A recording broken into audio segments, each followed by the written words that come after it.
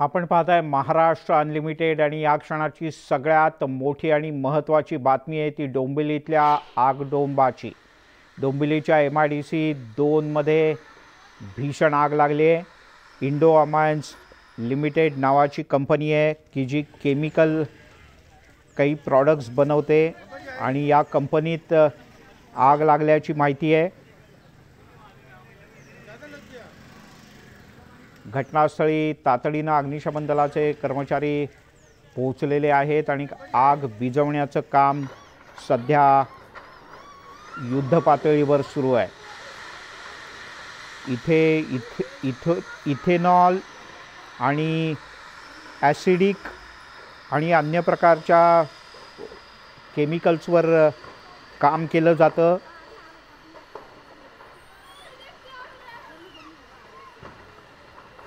त्यामुळे इथे आगीचं प्रमाण भरपूर आहे। आग आजूबाजूच्या काही गोडाऊनमध्ये पसरण्याची भीती व्यक्त केली जाते।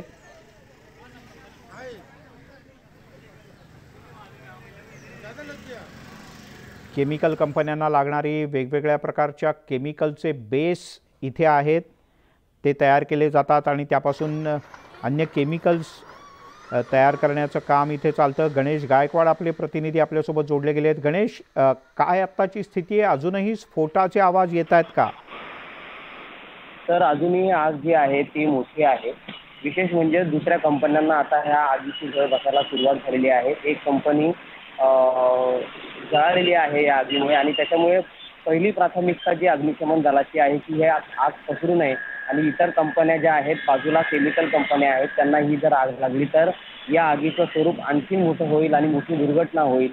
आपल्याला माहित आहे की 20 दिवसांपूर्वी जी काही अमुदान कंपनीला आग लागलेली होती त्या अमुदान कंपनीत इतर 3 केमिकल कंपन्या जळून खाक झाल्या होत्या आणि जवळजवळ 10 पेक्षा अधिक कामगारांचा मृत्यू झाला होता।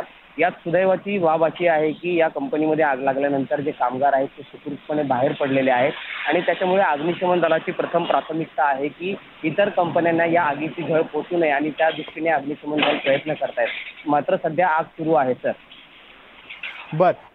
अग्निशमन दलाच्या किती गाड्या इथे तैनात आहेत? कारण मगाशी आपण डोंबिवलीचे स्थानिक आमदार रवींद्र चव्हाण यांच्याशी बोललो होतो, त्यांनी असं म्हटलं होतं की फायरबॉल्स आहेत, त्याच्यानंतर फोम मोठ्या प्रमाणात उपलब्ध आहे, त्यामुळे आगीवर वेळेत नियंत्रण मिळवता येईल। त्याबद्दल अग्निशमन दलाच्या अधिकाऱ्यांनी काही सांगितलंय? सर, अग्निशमन दलाच्या सध्या 3 गाड्या ज्या आहेत त्या घटनास्थळी दाखल आहेत। पाण्याच्या माऱ्याबरोबरच जो फोम आहे म्हणजे केमिकलची आग विझवण्यासाठी जो फोमचा वापर करावा लागतो त्या फोमचा देखील वापर केला जातोय। मात्र आग जी आहे ती काही कमी होत नाहीये, त्याच्यामुळे आजूबाजूच्या ज्या पालिका आणि महापालिका आहेत त्या अग्निशमन दलाला देखील पाचारण करण्यात आलेलं आहे। जवळजवळ अजून किती तास ही आग विझवण्यासाठी लागतील हे सांगता येत नाहीये। मात्र सध्या अग्निशमन दल जे आहे इतर अग्निशमन दलाच्या माध्यमातून आग विझवण्याचा प्रयत्न करते सर। सोबत भाजपचे नेते आणि आमदार प्रवीण दरेकर आपल्यासोबत जोडले गेले आहेत। प्रवीणजी, आगीची दुसरी घटना महिन्याभरातली आणि ती सुद्धा अतिशय भीषण। मला वाटतं अत्यंत दुर्दैवी अशा प्रकारची घटना आहे। कारण महिनाभरापूर्वी अमुदान कंपनीत झाल्यानंतर आता तात्काळ त्या ठिकाणी परत अशा प्रकारची गोष्ट होणे हे अत्यंत दुर्दैवी आहे। आणि मला वाटतं ज्या संबंधित यंत्रणा आहेत, ज्या सुपरवायझरी आहेत किंवा इन्स्पेक्शन करतात किंवा फायरच्या संदर्भातल्या अग्निशमन यंत्रणा आहेत, यांनी आता आपली भूमिका त्या ठिकाणी अत्यंत कठोरपणे बजावण्याची आवश्यकता आहे आणि कुठल्याही प्रकारचं कॉम्प्रोमाइज कंपनी मालक आणि या संबंधित यंत्रणांमध्ये होता कामा नये। आता खरं म्हणजे आपण जर बघाल तर त्या ठिकाणी घटना झाल्यावर त्या MIDC मध्ये किमान तात्काळ प्रिकॉशनरी मेजर्स घेतले पाहिजे। असणाऱ्या कंपन्यांमध्ये अशा प्रकारची कुठे स्थिती आहे का तपासली पाहिजे होती। हे शीघ्रगतीनं होण्याची आवश्यकता होती। नाहीतर आपल्याकडं आग लागते तेवढ्यापुरतं आपण काहीतरी थातुरमातुर उपाययोजना करतो, घोषणा करतो आणि पुन्हा त्या विषयाकडे दुर्लक्ष होतं आणि निष्पाप बळी बिचारे त्या ठिकाणी जातात।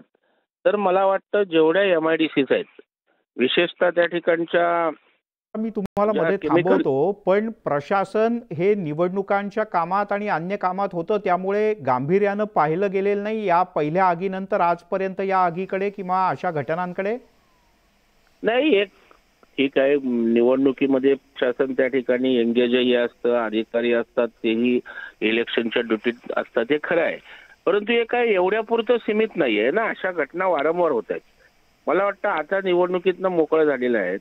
एक स्वतंत्र शासनाने अशा प्रकारच्या घटनांना प्रतिबंध करणारी यंत्रणा उभी करण्याची आवश्यकता आहे की जी फुल टाइम तेच काम करेल.